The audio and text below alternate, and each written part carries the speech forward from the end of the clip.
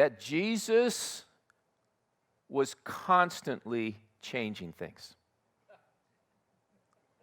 Do you know that?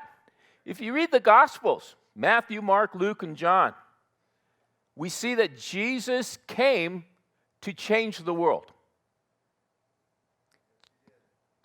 And so, with that, are we going to change with it? Are we going to change with him and allow him to produce the new wine within our hearts? So, what am I talking about, new wine? Jesus talked about new wine in Luke 5. I'm going to go to verse 36. It says, he also told them a parable.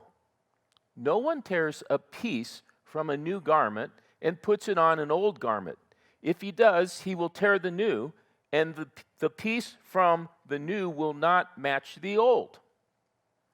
And no one puts new wine into old wineskins. If he does, the new wine will burst the skins, and it will be spilled, and the skins will also be destroyed. But new wine must be put into fresh wineskins.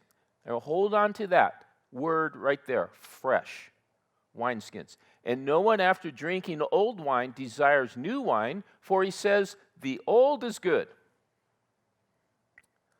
So when we consider what Jesus is talking about, this is a parable that he was using, and it was kind of like Jesus was bringing a left hook into the jaws of the religious guys, that he's kind of confronting them through a story, through an illustration, through a metaphor.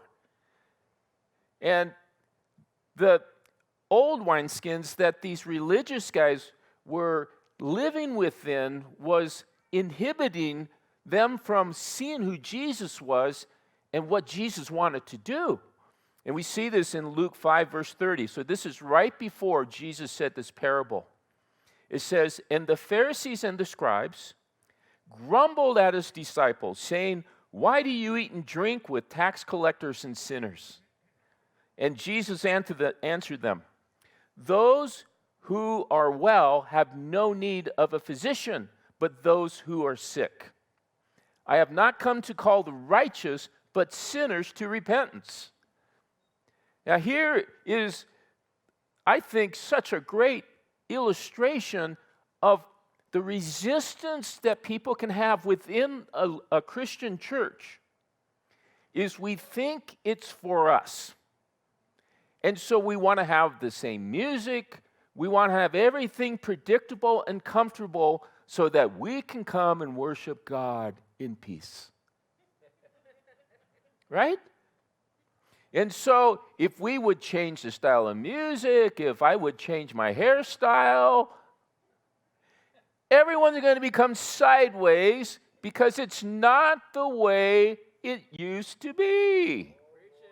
You see? So that's what these guys were saying is, you are letting sinners into our church.